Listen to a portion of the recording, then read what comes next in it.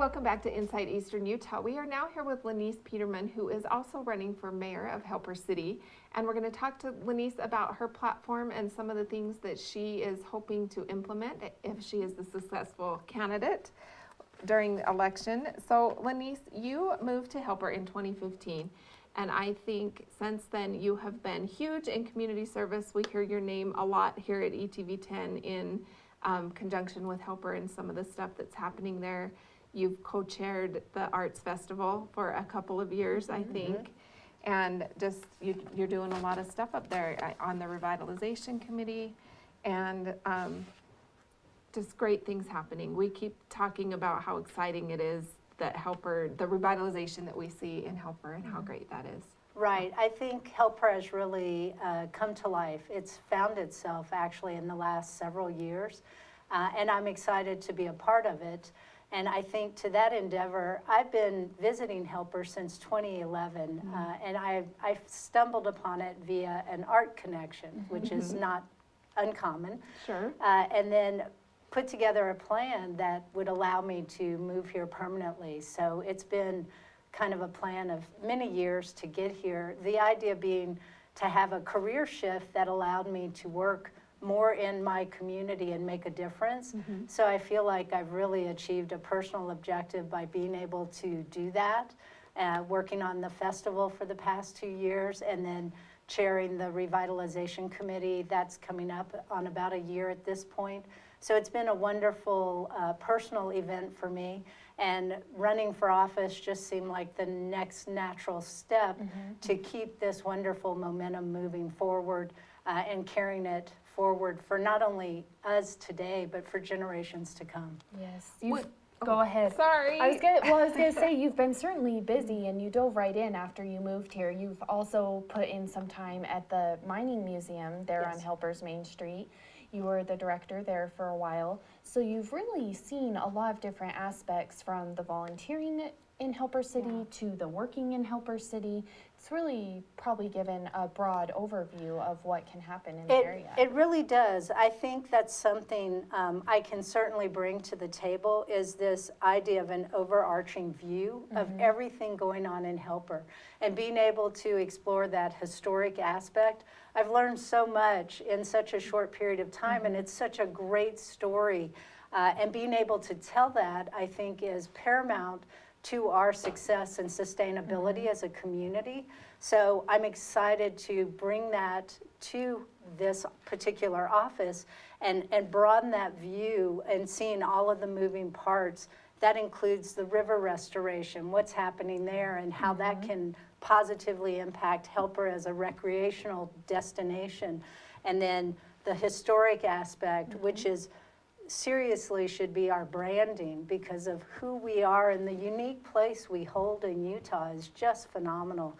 And we really need to embrace that and get that out there so that people know who we are, where we are, and we become a spot that people want to stop and visit for a bit. Sure. Tell us what I was going to say before, when I tried to cut Scotty off, I'm sorry, was in 2011 you came to Helper for the first time. Yes. And then you knew, hey, I want to live there someday. This is so cool. What were the things that contributed to that, to you just falling in love with Helper and wanting to relocate here permanently? It's so funny. When I think about my first visit, it was during an arts festival. It was a Sunday, actually, and walking up and down Main Street, most of the buildings were not occupied at that time. It really, and it just looked beautiful to me. And I was like, this is just an amazing place. And at that time, I wasn't aware of the historic aspect or any of that, but just the architecture was so charming and inviting, and it felt warm and different than other places in Utah to me. And I thought, wow, I have to get here. And went back, carried on with my life, but sat down with my team and said, I want to be there, and I want a home. I want to have a building on Main Street. I want to be a part of this, and we put together that plan. It just took a few years to execute. And I love that you mentioned the historical aspects, because I think that one of the main things in your platform is really embracing the history of Helper, but just enhancing it a bit to make it a little a little more vital for the community and for those that live here? I think it's a marketing tool that we have not explored. And if people were aware of the uniqueness of the history, the mining, the railroading, the cultures and ethnicities that built the city, I think it would be a total draw to people to find us. So again, I'm super sensitive to that and very respectful of all of the people who came before us, who made this town what it is. And I'm not looking to change it. I had someone say, oh, Lenise, don't make us Moab. And I'm like, I would never want to be Moab. We don't have that aspect, but we have this wonderful character, and that's what I want us to maintain and be very sensitive to moving forward. So what are some specific goals or ideas that you have to maintain that historical aspect but still be able to have room for growth? I think a key component is building in some ordinances within the city. We're looking to expand the historic district to include North Main, which has not traditionally been perceived or included as part of our historic district. So one, expanding.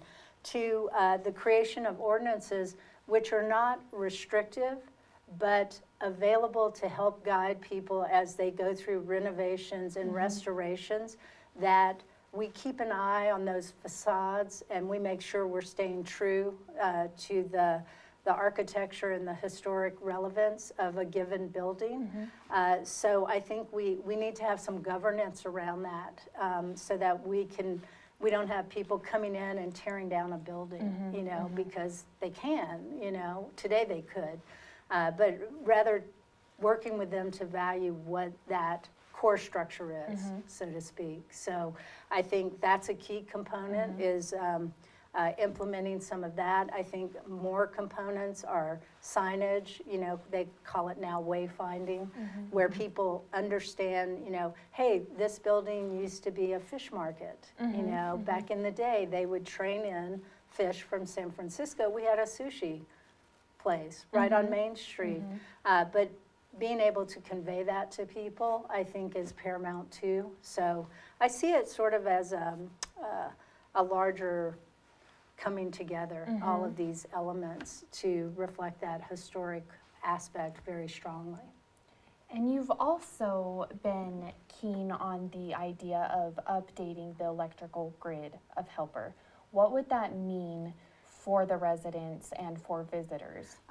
What I'm looking at is, recently we underwent the water and sewer upgrade, which made a tremendous difference. I mean, we were probably on the brink of being another Flint, Michigan, because the pipes were so old. And there, no disrespect, it just, things age. It was time. And I think part of our next step is creating that infrastructure to support being a destination. So I think it's just logical to look at our electrical grid and say, is it in shape? Can it handle, an influx of people? You have to have the infrastructure before you can bring in the tourism. And then really looking at and exploring other options. I mean, we live in a place where solar, water, wind, are there other economical options that we should be exploring sitting right at the mouth of the canyon that would enhance our power grid? And even, in Nirvana, we could build something and then sell power, right, as a revenue stream for the city. So I think, I'm not an expert by any stretch, but it's something we really need to be looking at and getting some experts to counsel what our next logical steps would be to make sure that, we have power today and for years to come. And I think an important thing you just mentioned is about these other forms of diversifying. Obviously, tourism can be a goal, but that's not the only thing you're looking at for the economics of Helper. Right. Economic revitalization has a lot of moving parts. And we recently went through a great experience with the Sustainable Design Assessment Team. That was a grant we won. And they came up with this really unique concept that we're going to put into play in the next couple of months to see sort of what happens. And they called them pop-up stores. So what that entails is you don't do a layout like you're, committing hundreds of thousands of dollars to a particular entity. Rather, you go in for a projected period of time, a month, 2 months, and then you see if you can get traction with what it is you're looking to do. So right now, in the works is a pop-up toy store, wooden toys, that we think will come into play in November and run through December, so that now we have local shopping and sales tax dollars coming to the city. And if that sticks, then those stores can become stores for the long term. So we're really excited to talk about that, and we have several people who are interested, doing that on Main Street, because you don't have that heavy commitment, and it'll give you an idea as to what retail might work in our town. So That's definitely an interesting agree. concept. Yeah. It's something I think that is sort of new to the area. A lot of people go in for that long haul, so that is really a different aspect to look at. yeah, so we're excited to see it happen and figure out what works and what doesn't. You kind of have to try some things, and the other thing I want to look at is how we can incent businesses to come to Helper. We don't have a business program, and it would be nice to be able to say, hey, if you're bringing in this sort of business with this expected revenue, here are the things we can do for you as a city. We don't have that program, so that to me is sort of a next step of evolution, is to develop that, so that when people express interest, we can say, oh, let's talk about what we have in place that you can work with. That certainly provides some great insight to your platform. Before we sign off, is there any last thing you would like the voters to know about your platform or about your views for Helper in the future? Just, I'm very cognizant of change management. I want to be very sensitive to that. I want to be as inclusive as I can be. And I've been reading this wonderful book, and I've had people say to me, well, Lenise, people have done this before and it's never gone anywhere.